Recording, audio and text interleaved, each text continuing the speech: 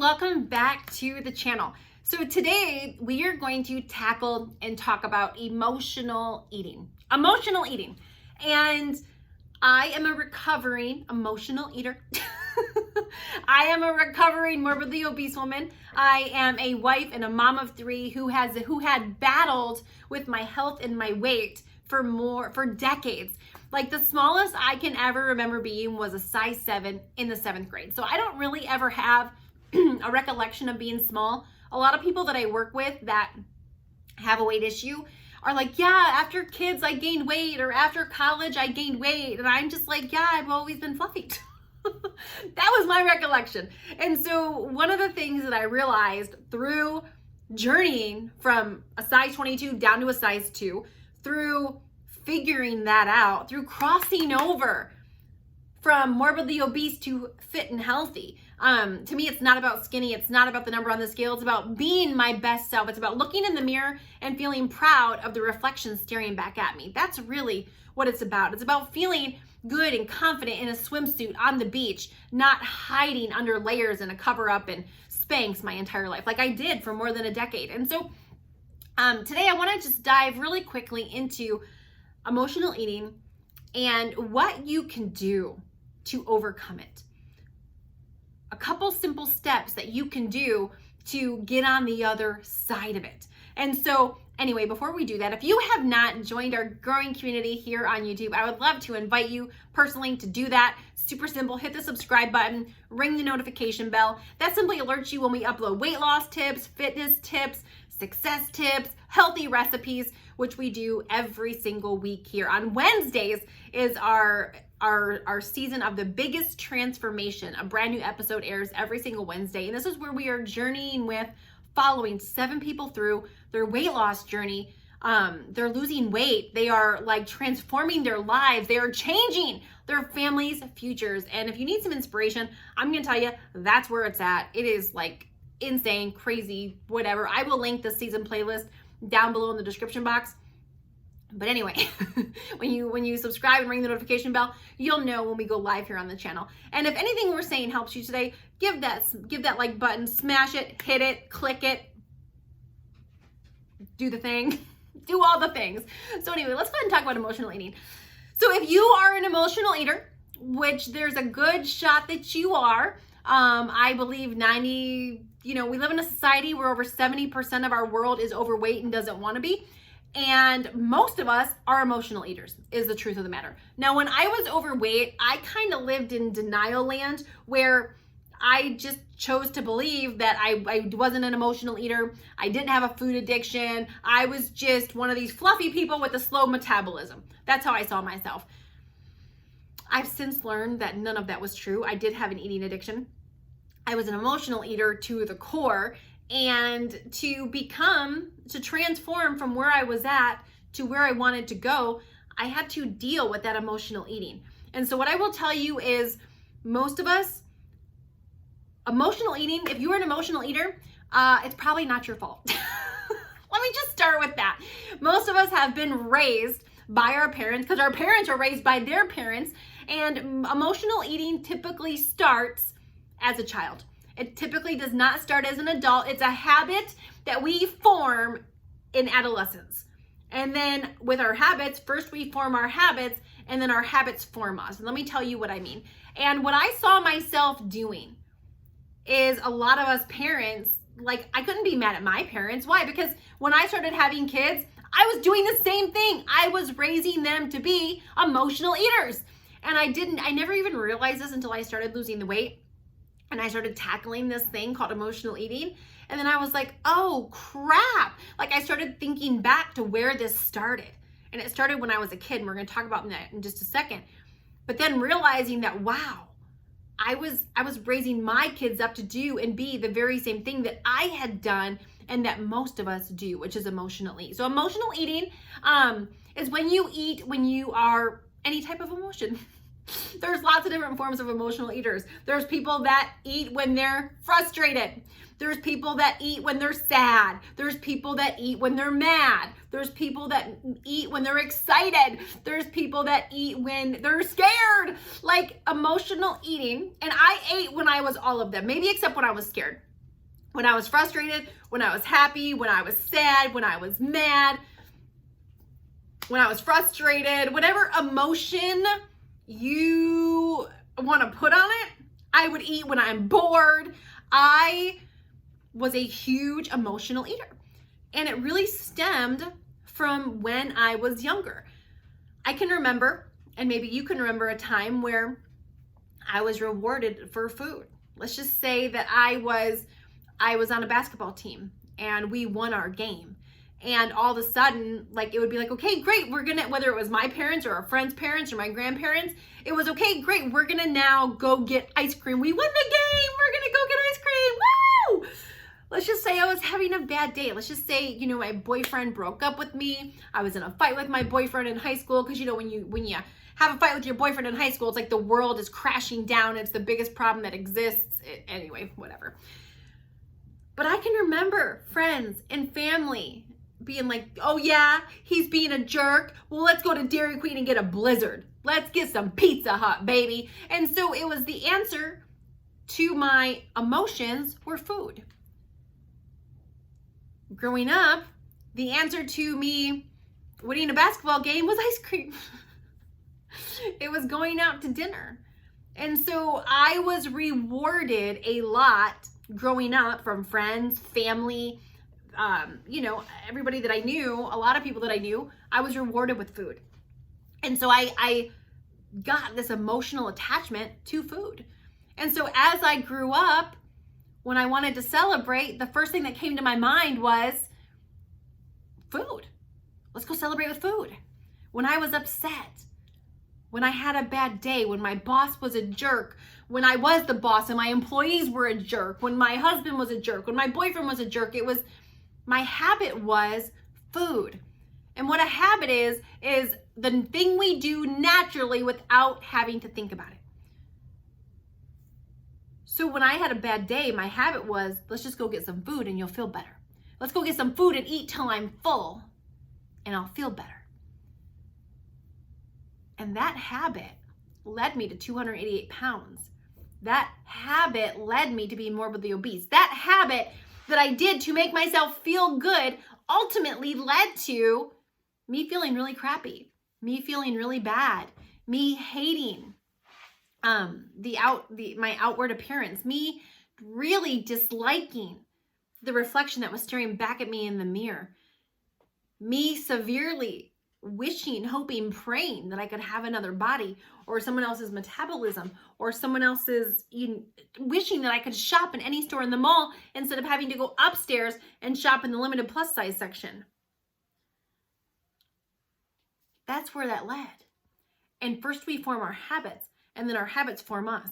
And I've never, ever encountered somebody who struggles with their weight who doesn't struggle with emotional eating.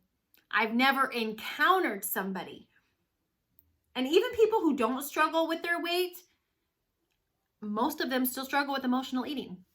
And so first and foremost, it's recognizing it. It's recognizing I'm an emotional eater. Like, I am an emotional eater. I eat when I'm sad, and then recognizing what emotions make you eat.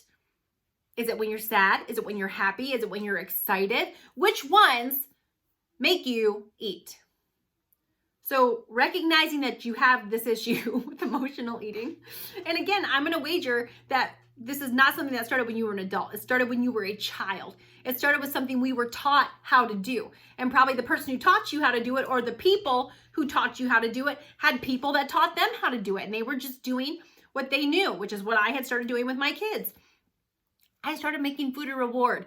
I would go to the grocery store and, something exciting would happen, and I would want to reward them with food, because that's how I was rewarded.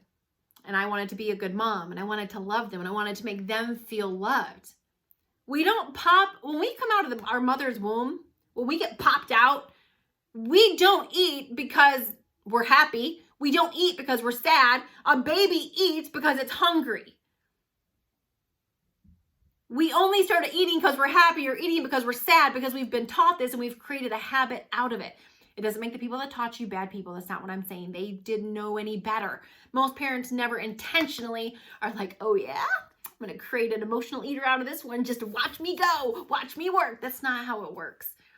They do the best they can. Parenting doesn't come with a manual, unfortunately.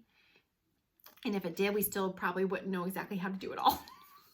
It's trial and error, doing your best and hoping you don't mess them up too bad is really what it is.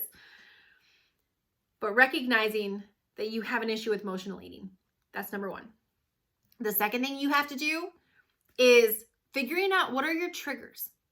What is it that triggers you? Is it your boss at work? Is it your husband in the bedroom at night watching TV and you're feeling lonely out in the living room, or you're feeling neglected, or you're feeling, listen, we're not arguing if your feelings are valid or not. That's not what this is about, because our feelings a lot of times feel very real, whether they're valid or whether they're not. That's a whole nother conversation for a whole nother day, because sometimes I'll have someone say, well, Carmen, yeah, but that was just how you felt. That wasn't the truth. Yes, you're right. But when you're in the moment, the truth doesn't always matter. How you feel is what is ruling your spirit in that very moment. So what are your triggers? What is it that triggers you? Is it your boss? Is it your coworkers? Is it the bad weather and you're bored? Is it when you're bored? Is your trigger watching TV at night? Is your trigger you're used to feeling full, and that is a relaxing? For me, and was sitting on the couch watching TV was a trigger. Being on the phone, walking around the kitchen, mindlessly snacking was a trigger. Having an issue with the customer at work that didn't go right and having them be mad and get frustrated was a trigger. Having my husband traveling and me feeling lonely was a trigger. Having a rough day parenting and feeling like I royally effed up was a trigger. And so it was starting to recognize, okay, this is where I normally do this. Looking back and finding the patterns in my emotional eating. Finding what is triggering me to do this. And when you actually start looking at this, you're going to actually find a lot of the same triggers. And once you know that you're an emotional eater, and once you start recognizing the triggers, once you start recognizing what sets you off, what causes you to go down this path, see, when you recognize it, all of a sudden, it no longer has the same power over you. It no longer can affect you the same way, because now you're aware of it. Where in the past, you would just do it and not even be aware of it. So now it's like, okay, I'm having a rough day at work. This is a trigger for me. And then it's making a plan for what I will do when this trigger happens. So number one, recognizing the areas that you do emotional eat. Number two, recognizing what triggers you to do it. And number three, making a plan. What will you do when you get triggered? What will you do when these things happen in life? Because they will happen. You will be triggered. You will get in familiar situations where you have a habit of, this happened, I eat and I feel better. This happened, I eat and I feel better. Unfortunately, if we struggle with our weight especially, we normally don't feel better. The food is a quick fix. The food makes us feel better in the moment, and then as soon as we're done with it, typically shame, regret, follows at some point. Typically. Not always, typically. So what are you going to do when that trigger happens? So for me, it was like, okay, I eat when my husband's traveling and I feel lonely. So the next time I'm triggered by that, what will I do? I'm going to find a movie that I want to watch, and I'm going to make some tea. I'm going to take a bath. I'm going to do a workout. Let me just say, I've never been one that likes to work out, but for me, working out became an outlet through my weight loss process. It didn't start that way. It started off as some torture device I was doing to myself. Oh, it's a true story. So these are the things I'm going to do the next time that happens. What will I do the next time my spouse ticks me off? Because if you're married, that's going to happen at some point. It's guaranteed to. Why? Because you're married to another human being that's flawed and you're flawed. So, okay, fine. I'll go organize something. For me, that was an outlet. If I go organize something, that's better than me eating something. I'll go scrub something. I'll go take a walk. So it was figuring out, what am I going to do when this happens that doesn't involve food? When I'm excited. What will I do the next time I'm excited and I want to go get ice cream? Well,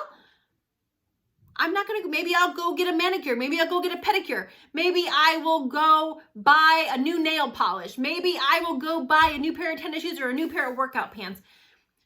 The last thing you want to do if you're an emotional eater is reward yourself with food. Don't want to do it. The last thing you want to do if you're a parent or a grandparent, don't reward your kids or grandkids with food. Don't make food a reward. That's tying emotions to food. Don't fix a problem with food. That's tying emotions to food. So when you know you're an emotional eater, you're recognizing your triggers, and then you're making a plan for what you will do when those emotions get triggered again. See, now you're in control instead of your emotions being in control. Now you have a plan of what you will do when this happens instead of just relying on your old habits. When you don't have a plan, your habits naturally take over. But when you have a plan, this is where we start to take those bad habits and we start to say, no, I'm not doing that anymore. Here's what I'm going to do in that situation. And we start taking a bad habit and we start overriding it with a new habit. A bad habit that in my case got me to morbidly obese and replacing with a new habit that's going to get me to a healthy, happy weight, a confident weight, a weight that when I look in the mirror, a body that when I look in the mirror, I'm not like, oh, why am I so big boned? Why are all these other people don't struggle with their weight, but I do? All those thoughts, the thoughts of being on a beach in a bathing suit, but never taking my cover up off because I'm so ashamed of how I look. But when you take control and you're in control, then your emotions aren't. And can I tell you something when it comes to food? Your emotions will never get you to the body you want. Your emotions will never get you to the health that you want. Your emotions will never lead you to your goals. Having a plan and knowing what you need to do to get there will. And it just takes practice. Just you hearing this tonight is a step in the right direction. The next step is, wow, I think Carmen's onto something. I think I might be an emotional eater. Then it's thinking about where do I emotionally eat? And then taking some time to figure out what those triggers are and what the plan of attack is when those triggers happen. Because it's not if they're going to happen, it's when. It's when. And when you start doing this and you start working on it, just you becoming aware of it, you will now see your emotional eating with different glasses. You will now see the triggers with different glasses just because you're aware of it. And as you start working on it, you will strengthen that muscle. You'll strengthen your self-control muscle. You'll start strengthening no, I'm not going to eat. I'm going to do this. And before you know it, the habit of emotional eating will be completely gone. And you'll now have a habit of this. It was a couple months ago. I had a friend that was going through something, and it was an emotional time for me because it was somebody I loved and I cared about, and they were going through something that I had no control over, and it was something that I wouldn't wish on anybody. And watching this person go through it, I was in a very emotional state, and I can remember there was one specific night, and there was nothing I could do to help solve this problem. The friend had to walk it out, was really how it was going to be. She had to walk through this thing, and I couldn't do anything about it. So it was like, you know what? Everything in me wanted to go eat. Everything wanted to go eat. And all of a sudden I walked in and I said, no, I'm not going to go eat. I'm going to go work out. My husband's like, where are you going? I said, I'm going to work out. And he's like, why? I said, because right now I want to scream, I want to cry, and I want to eat. And eating's not going to fix it, and it's not going to help. But at least if I go to a workout and I burn off some of that aggression, some of the anger, some of the wah. So I blasted some music. I did my workout. I got done and I just laid on my workout mat. And then I cried. Just like a female, right? I was mad, I was sad, and I cried. But I didn't eat. I was in control. And when I was all done with that, I actually felt better. I felt like I had been through a therapy session versus going and drowning my sorrows with a bowl of ice cream and brownies and cookies, feeling out of control, which now just made me feel worse. That night, although I couldn't solve my friend's problem and my heart hurt for her, at the end of the day, I knew that I was still in control of me, and that felt good. Being in control is therapeutic. When you're out of control, anyway, that's it. Yeah. So I hope this made sense tonight. Like, emotional eating is one of those things that just sucks. It is just a sucky habit, and you've got to work through it. Ignoring it will never fix it. Ignoring it, just pretending that it doesn't exist, or pretending that you don't do it, or pretending that it's just not there, is never going to help you conquer it. But when you do these things we talked about tonight, oh my goodness, not only will you take control, but you will start to get on the other side of this thing called emotional eating. And that is pretty freaking awesome. So anyway, thank you so much for watching. I will link that playlist down below for the biggest transformation so that you're able to watch that. And you know what? What I will link down below as well, we make healthy recipes here on the channel sometimes, and one of the things that we made is a healthy version of a Oreo blizzard. And so I'll link that down below. So if you're ever having one of those times where you're like, I just want ice cream, I'll link that down below, and you can check out the recipe. It's super simple. All you need is like a blender to make it, and it tastes so good, but it's packed with protein. It's delicious. It's like a fraction of the calories. And anyway, I'll link that down below with the biggest transformation. So check it out. Make sure to hit the like, smash the like button before you go. Hit the subscribe button, and we will see you on the next one. Thanks for watching.